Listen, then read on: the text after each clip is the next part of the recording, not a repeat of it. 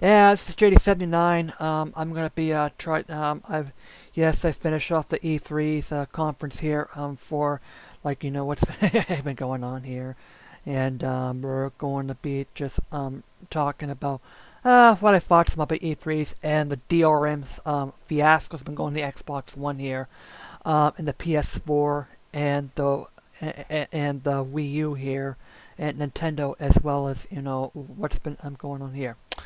The PS4 is going to have some sort of I've read more about the PS4's DRM. In actuality, it is going to be the same system that they're going to be using for the PS3, meaning that it's going to be the DRM that's on the PS4 is actually what it was in the PS3, and like a customer, people can doing the online passes and for the independent stuff here. But one thing that Sony's been doing here is that independent developers, and hey, I can just maybe hopefully they could be able to have an affordable development kit here for the PS3.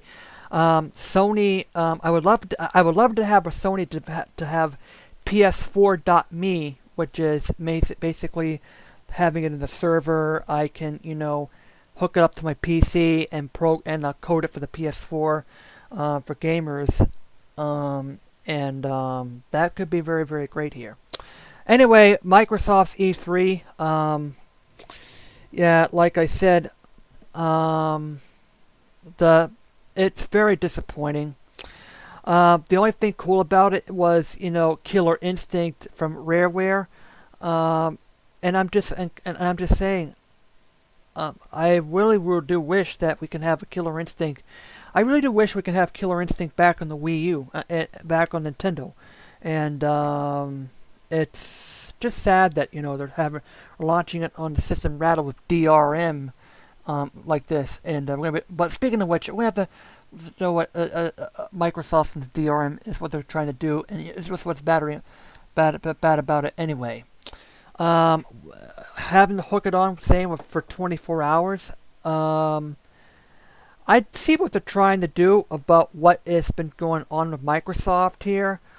But the video afterwards about commenting is that you're going to have to require to hook it up online, and he went forward to saying that if you want to have an Xbox that's online, buy the 360. Oh yeah, Microsoft, that's really a wonderful way to treat your customers like that. Because, people want to buy an Xbox One, to play games and like this. I mean, really, do we have to be forced to install it and to fight off the used games like theirs? This goes to disc-based games. And we're going to tell later this. You can't give a disc-based game to another customer unless that I'm friends with them from 30 days. And if if that person, okay, let's say for instance I have a friend here, all right, I give the game away to my friend because I'm done with it, and so okay, I transfer my license to my friend. So he plays a game, and then he's done with it too. He wants to give it away. Oh no, he can't give it away at all because it's a one-time use thing that I been transferred here. I can do better, alright? I buy the game new, I trade it in, I resell it here. And the person, but this really does goes into restricting even more. So if I sell it off and the friend purchase it used, if I give it to my friend, he has more restrictions now, and he can't give it to another friend here. Oh yeah, that's really, really a brilliant idea. How about, I mean, come on, you can just, you can do better than this here. Now, I could see checkpoints here for piracy, but really, if I want, but once is enough, alright? I installed my game to my Xbox 360. Alright, here's how it's going to work here, alright? I buy a game, Um, and you should have a first of all, if you buy disc-based games, you should have a right to either play it on the disc or install it, like one way or another. Um, and the installation, it go okay. If you want to install it here, it connects to the internet, and then it does a check, and then it does a check along the way, and it tells them that I'm installing for the and copying the disk to my hard drive, and so therefore I can install it here, and that's it. It copies the serial code to the serial code to a secure server, and towards bonding it to your machine, and it installs it to your hard drive. Once it installs it to the hard drive and it's bonded the server onto my account, and the serial number to it,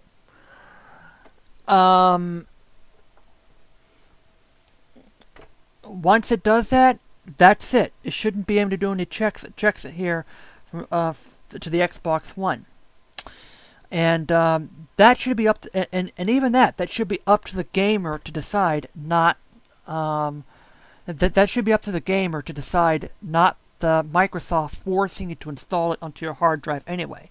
All right. I mean, it's going to have a 500 gigabyte hard drive, and if I don't have enough space for it, and I have like 10 or 15 games of it, if I run out of disk space, yeah, I can't buy any more games, and I have to uninstall it, which becomes a pain in the royal neck here. But in about 4 or 5 or 6 years later, if I buy like 30 or 40 games and my hard drive is filled up, I can't play it, and I have to reach back to my disk in order for you to do it. You see, that becomes a pain in the neck because you are forced. You have to have it installed on their machine in order for you to play it.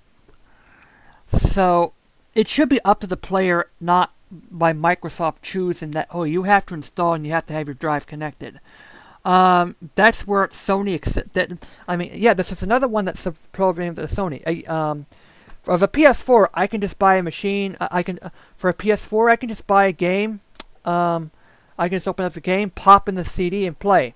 Pop the disc in the machine and the game, and fire up the game. And that's what's so nice about the PS4 on the games here. So I think disc-based games, I think players should be able to play it off the disc. That's consoles, Xbox 720 consoles are here. Now, on digital games, this is where I understand about being connected here.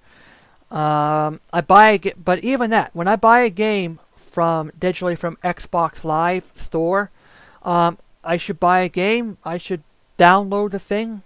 I should download the freaking thing, and once it's on my console, it's tagged on my account. It's on my console. Bam. It should and you shouldn't have to connect yourself. You shouldn't have to connect towards Xbox Live again. All right. Or even that, I can play it from the cloud, or Xbox Live on the cloud surfaces here. I mean, even that. I mean, I could buy a game, play it off the cloud, and that's it. You shouldn't have to. Oh, check your thing you check your thing every 24 hours when you buy it online here. So I think this can be done better. For disc-based games, you should pop it in your Xbox One and play it, instead of you have to install it, and then you have to deal with checks every 24 hours. It doesn't work that way.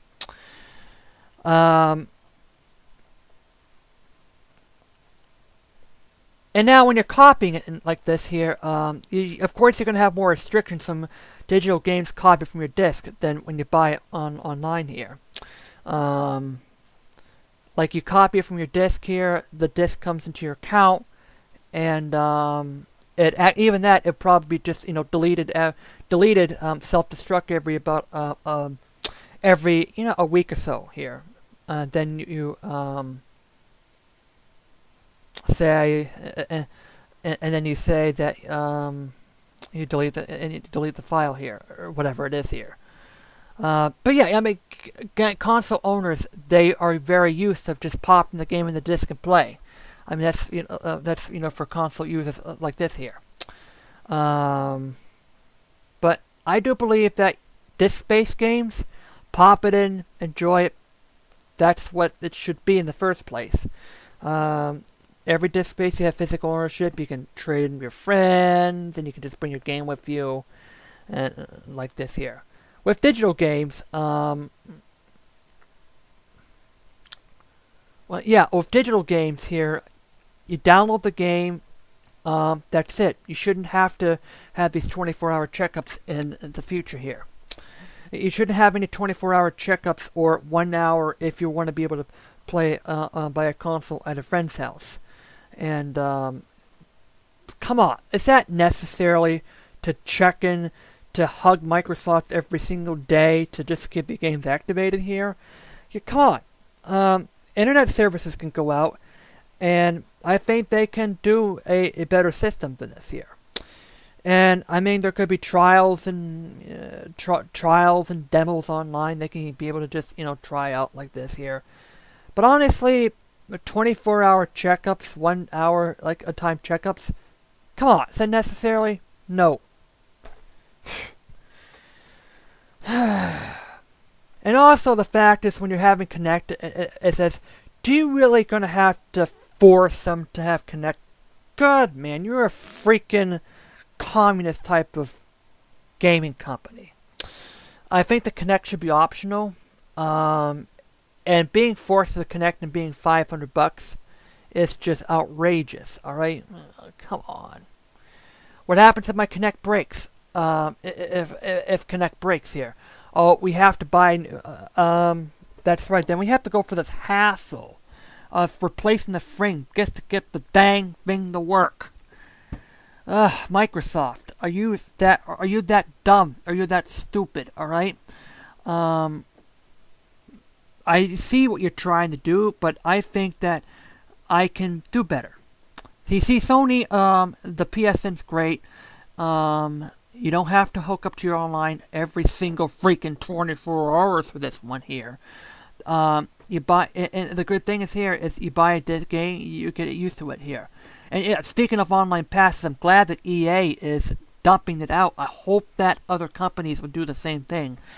And I ask you, please go to Twitter and tell EA and tell, every single company, look, I buy a disc, I should own the disc. I should be able to transfer, I can be able to sell it off to this, like this here.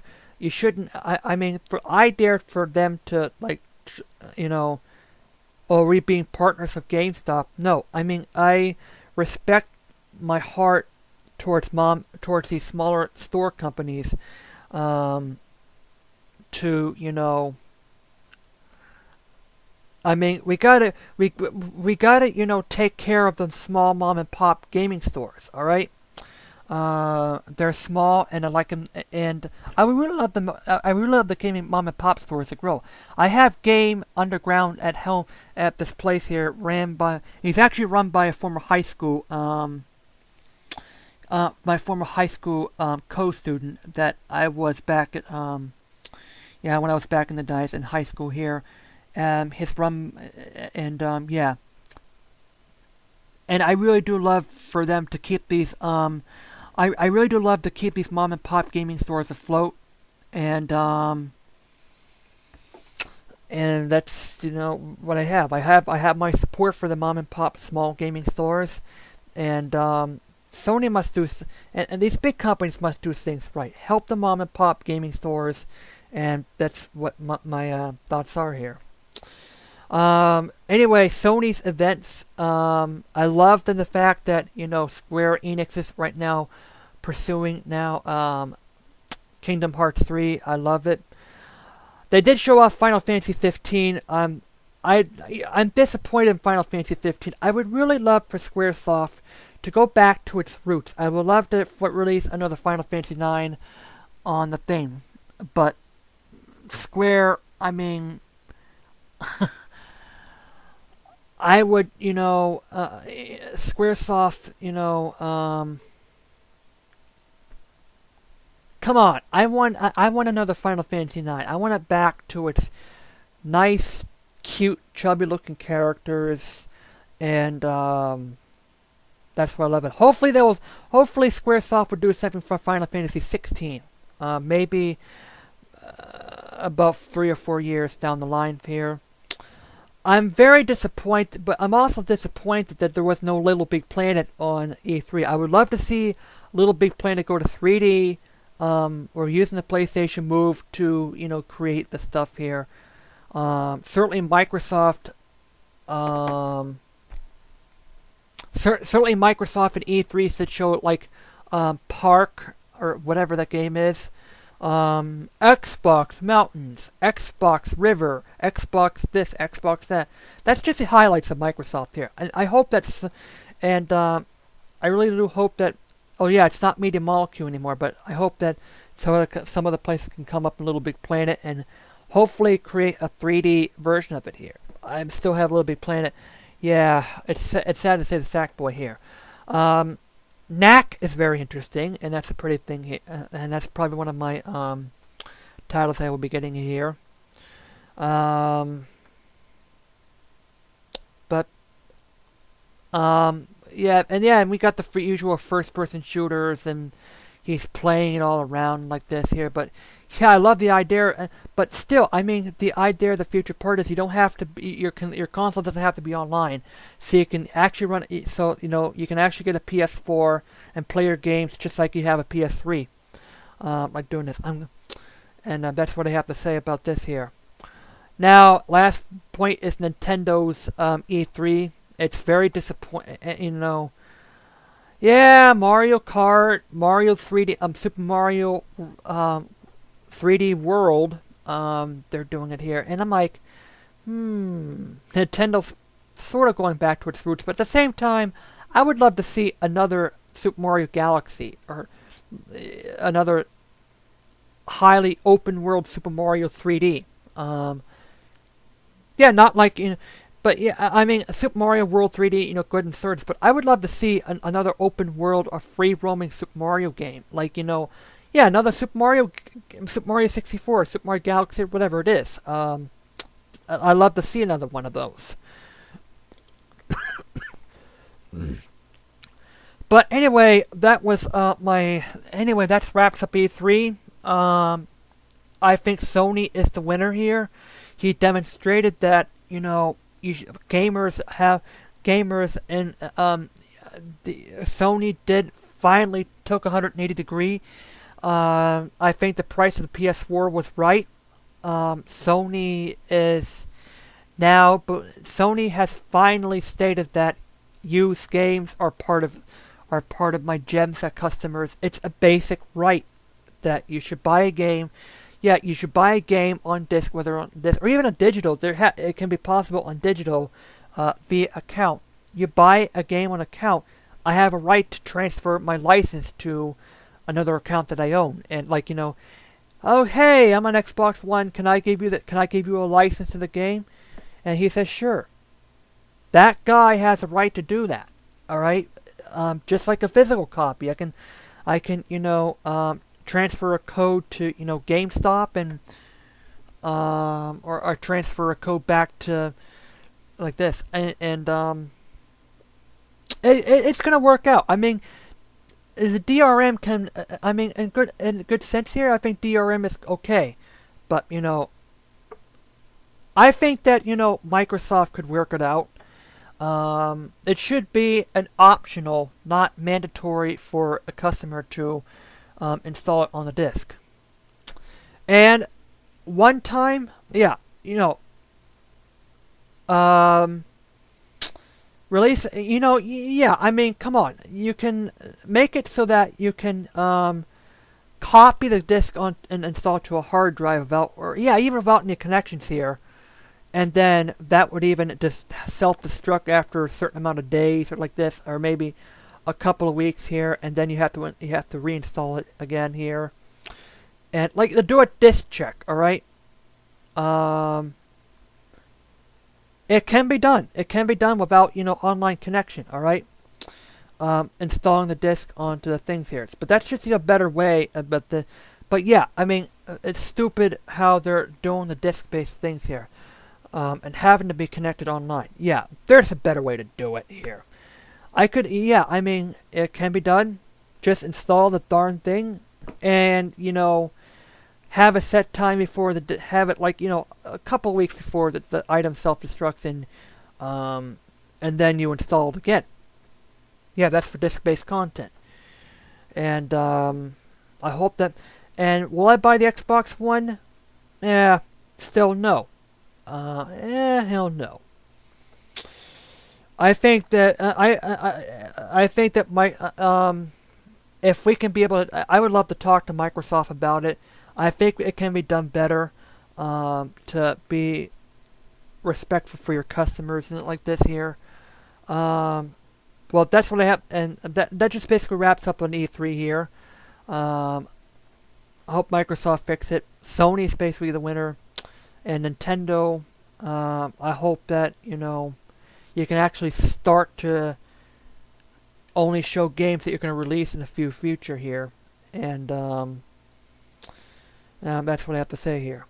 Now let's go back to the third-party developers. Now, because Microsoft and Sony is now giving the balls to third-party customers here, we now have our balls now, and now we can actually be able to play, to put us into play, to making sure that third parties or publishers start respecting their customers. And you can go on Twitter, you can go on Facebook now, tell these publishers, look, I should buy a game, I should be able to do whatever I want to do with it with no charge. Use games, yeah, I mean, there shouldn't be any. I should have my rights to give my game, transfer my disc to a friend without having the friend shell out more money to the publishers. Oh yeah, I know it's gonna be making right here. I know it's supposed to look like this over here, but that's not like that here. It's gonna be if I show for money because of use games over here.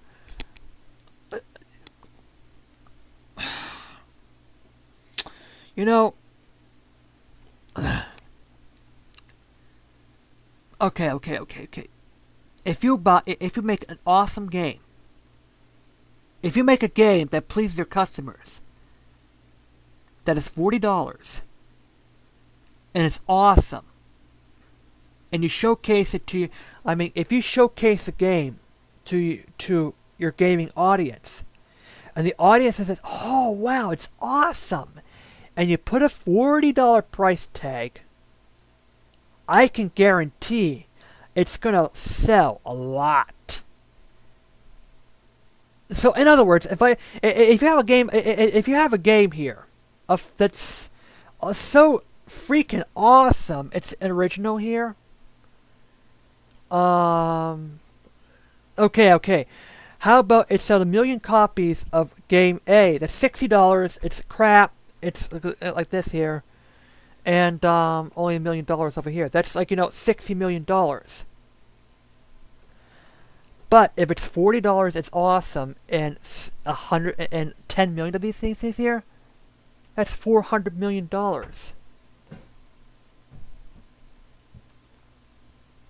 And I could sell that game, and like this here.